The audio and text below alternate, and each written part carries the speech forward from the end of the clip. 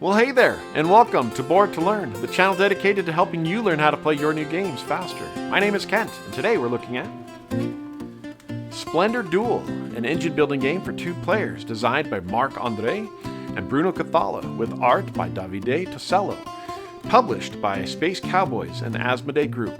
So meet me at the table, and we'll get started.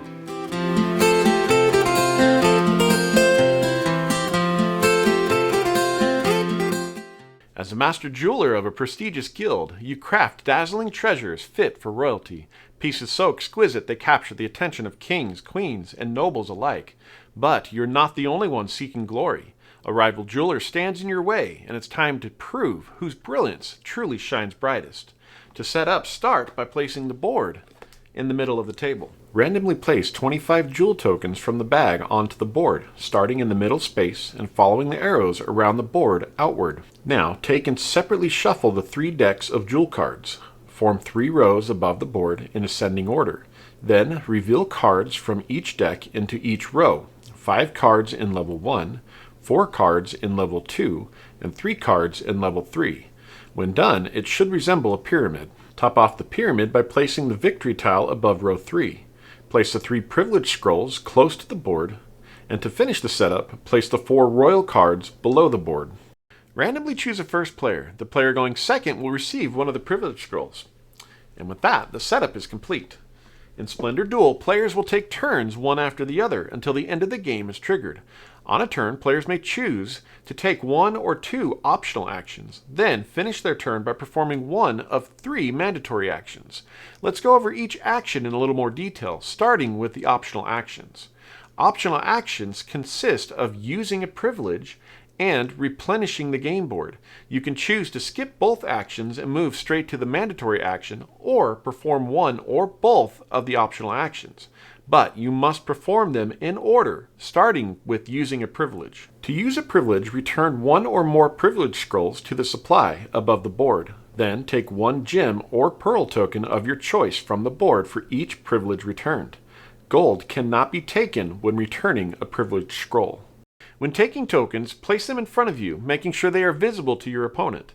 Also keep in mind, at the end of your turn, if you have more than 10 tokens, you must discard down to 10. To replenish the game board, there must first be tokens in the bag.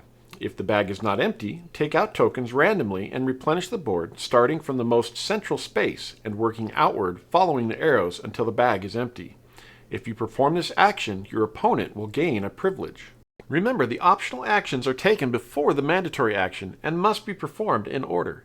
You can't refill the board first to have better options for your privilege scrolls. If you ever find that you can't perform any of the mandatory actions, you must first perform the replenish action. Also, if you ever gain a privilege token during the game and the supply is empty, you will take one from your opponent instead. So, make sure to use them when you can, otherwise you might lose them. Once you have finished with the optional actions, you must take 1 of 3 mandatory actions. The options are: take up to 3 tokens, take 1 gold token and reserve 1 jewel card, or purchase 1 jewel card. Let's take a closer look at each action. When you choose to take tokens, you can take up to 3 adjacent tokens from an uninterrupted straight line. The line can be horizontal, vertical, or diagonal. You do not have to take 3 tokens. Remember, you have a limit of 10 at the end of your turn. Gold can never be taken in this manner, and will disrupt some lines. When performing this action, if you ever take both pearls or take 3 tokens of the same color, your opponent gains a privilege. The next action is to take 1 gold token and reserve 1 jewel card. This action can only be taken if there is gold available on the board, and you have less than 3 reserved cards in front of you. You can never have more than 3 reserved cards at a time. This is also the only way to gain a gold token. When taking this action, start by collecting a gold token from the board. Then choose a card from anywhere in the face-up pyramid of cards, or draw the top card from one of the 3 decks.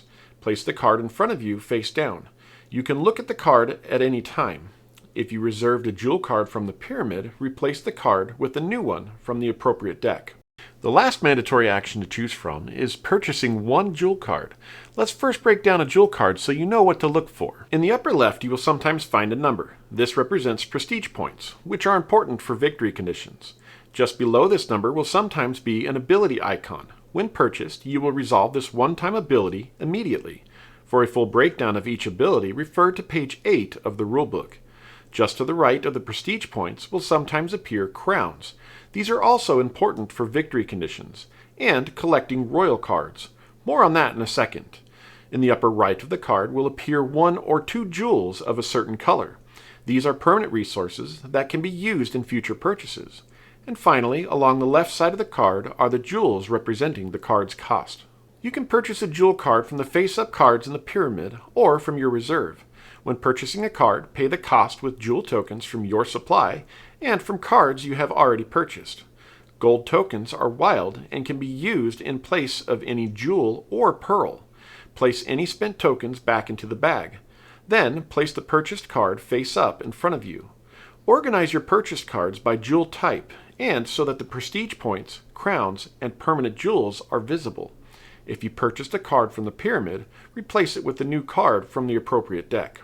A few more notes before we move on. Pearls and gold do not appear on any of the jewel cards. They can only be collected from the board. There are wild jewel cards available to purchase. However, they can only be purchased once you have a colored jewel card placed in front of you. Wild cards are immediately assigned to a jewel color of your choice, already found on cards in front of you. Place the wild card with its chosen color. It will now act as that color for the remainder of the game. When you purchase a card with crowns on it, count the number of crowns on all of your cards. After acquiring your 3rd crown as a bonus, take one of the available royal cards and resolve its special ability. If it is your 6th crown, take another available royal card and resolve its ability. Place royal cards near your jewel cards. You can have more than 10 jewel tokens during your turn. Just remember, at the end of your turn you will discard down to 10. You can choose which ones to discard and place them back in the bag. As you collect more cards, it will become possible to purchase cards for free from your permanent jewels. Reserved cards still in your hand at the end of the game don't hurt you. Let's recap the actions you can take during your turn. You can start your turn with the option of turning in privileges, then refilling the board if needed. After that, you must take one mandatory action, take up to 3 tokens, or take 1 gold and reserve 1 jewel card, or purchase 1 jewel card. Once you have completed your mandatory action, discard down to 10 jewel tokens if needed.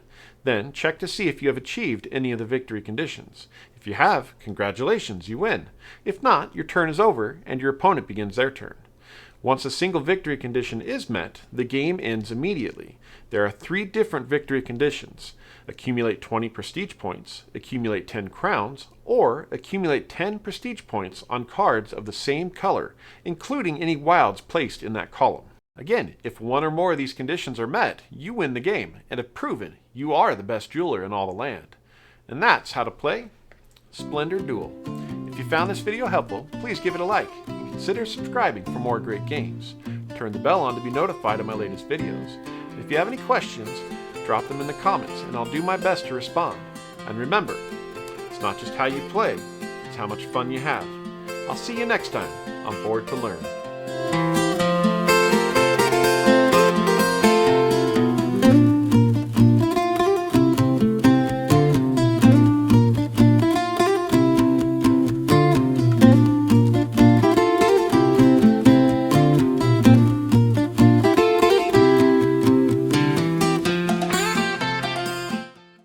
My name is Kent, and today we'll be looking at, I just turned away from the camera, Splendor Duel. Man.